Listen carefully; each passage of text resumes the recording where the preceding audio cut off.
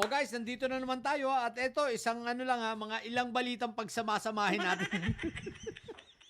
Una, ito si Aplaska, okay, itong si Maoy. Maoy Aplaska itong namaril-maril sa Senado sa mga hindi nakakatanda pero palagay ko tandaan niyo pa yan. No? Ayan, dinismiss na sa serbisyo ng ng ombudsman. Dinismiss na ni ombudsman. So ibig sabihin, tanggal na ito sa sa Senado sa Sergeant at Arms. Tanggal na siya at siya ay dismiss, okay? Ngayon guys, hindi ko alam dahil hindi pa nilalabas ni ombudsman kung ano yung mga nakapaloob dito sa dismissal. Niisip ko nga baka dismiss lang ito sa OSA, no? Dahil nakapag-retired na ito, no? Retired na ito, I mean, nakapag-retiro na at syempre pumepensyon ito. Pero sana kasama ng dismissal order na ito dahil siya ay gumawa ng krimen at mga kaso niya, sana pati ang mga benepisyo niya bilang isang retired at pensionado ay mawala na rin. Para madala. 'Di ba? Tapos hingi siya ng tulong dito kila Auntie Petra. Sana, pero wala pa, hindi pa inilalabas ko anong laman. Pero sigurado, tanggal siya sa serbisyo bilang dito sa Senado dahil retired na ito Tanda natin, pero nagtatrabaho pa rin siya dito sa Senado as Sergeant at Arms. So, tanggal siya. So, pati mga benepisyo niya dun sa panahon yun, palagay ko, wala na rin. Pero ibig ko sabihin, sana, kasama ng pagtanggal na ito, pati ang kanyang pati ang kanyang pension at retirement, retirement pension niya, no?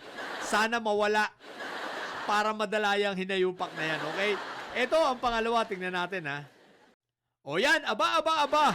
Si Alvin Chipmunk, sabi niya, Philippine top Southeast Asia in workplace stress. Ayan, 50% raw. Alvin Chipmunk, tatanga-tanga ka naman. Paano hindi ma-stress ang nasurvey dyan puro didilis. mga didilis ang nasurvey dyan, tanga. Siyempre sasabihin nila, talagang stress, basta didilis, stress. Kayo, stress na kayo. Isipin ninyo, ilang taon na kayo nakikipaglaban na mawala si PBBM. Hanggang ngayon, si PBBM pa rin ang presidente. Kada gising namin sa umaga, ang presidente ng Pilipinas ay si PBBM pa rin. Kaya kayo puro stress. Kaya yung mga workers na yan, puro stress yan, mga didilis yan. What the heck talaga. Okay guys. Speaking of didilis tayo ngayon. Ano na nangyari? Ito ko lang kayo, real talk lang Kahit anong rally ninyo, kahit saan kayo magsisigaw dyan ng rally ninyo, tandaan ninyo, ang presidente si PBBM. Kahit anong sigaw ng rally ninyo, si Fentaboy, mamamatay na yun dun sa kulungan. Dahil sa mga kabastos sa mga pinagagagawa nyo, kinakarma kayo. Bumabalik ang karma ay wala sa kay PBBM. Binabalikan ng karma ay si Fentaboy. Ang binabalikan ng karma ay yung mga poon ninyo. O kita nyo, di ba? Si Fentaboy hindi na makakalaya yon. Mamamatay na yun doon at iuuwi ng abo. Di ba? Hindi na nakikita si Hanilet. Dahil sa katangahan ninyo.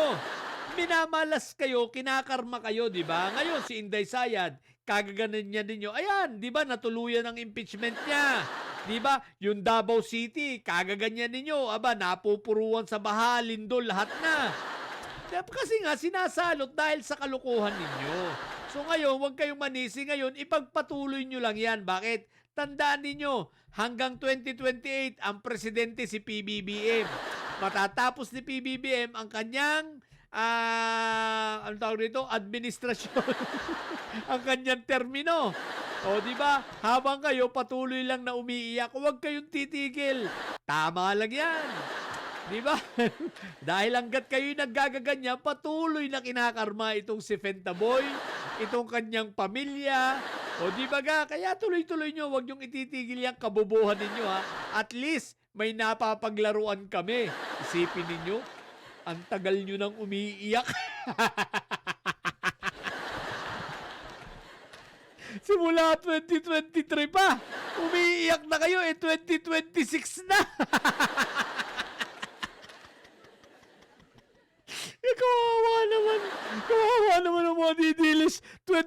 2023 pa, bangag na sila, sigaw na sa kayo ng sigaw ng bangag, ha? Bangag, bangag, bangag. Hanggang ngayon, 2026 na, bangag pa rin, di ba? Pero ang presidente si PBBM pa rin. Kaya magsiiyak na lang kayo, mga didili. Akala naman ninyo, may epekto pa. Wala na bang bago? Ay, may bago pala, yung malita. Basta loyalista, basta ikaw ay, kahit hindi ka loyalista, fake loyalist, dilaw, basta ikaw sigurado nakatanggap ka ng malita. Kaya ang dami ng malita eh. Isipin mo, lahat ng vloggers, lahat na nagtatanggol kay PBBM, nakatanggap daw ng malita. Pag hindi bangag, nakatanggap ng malita. Nanyo! Iiyak ka na kayo.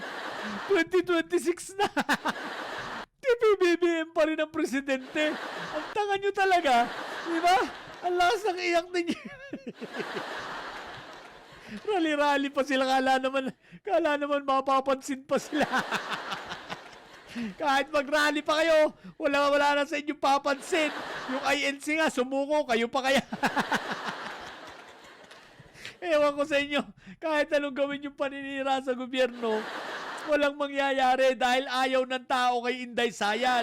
Ayaw na ng mga Pilipino sa mga Duterte, sa mga Dutae. Sino ba naman Pilipino pa magtsatsaga sa mga yan? Puro may saltik. Sino pa ba namang Pilipino ang gusto mag-upo dyan, aside from sa Didilis, ha? Sino pa ba namang mga Pilipino ang gusto mag-upo ng may sayad? Kita nyo, rally kayo ng rally, hindi nga kayo dumami. Kaya ano yung mag-rally yung INC? Paspasan na itong mga Lipores, no? Paspasan na sila Celis, sila, sa Mike Difference. Punta agad sa EDSA, di ba? Siyempre, madami-dami yun. Akyat agad sa stage si Mangga, si Kambing Nana. Siyempre, maraming audience, sabi nila Pero yung marami nyo, marami na ba yun? Kung wala yung INC, di makakabuo ng ganun yung mga didilis. Pinakamarami na at 30-50.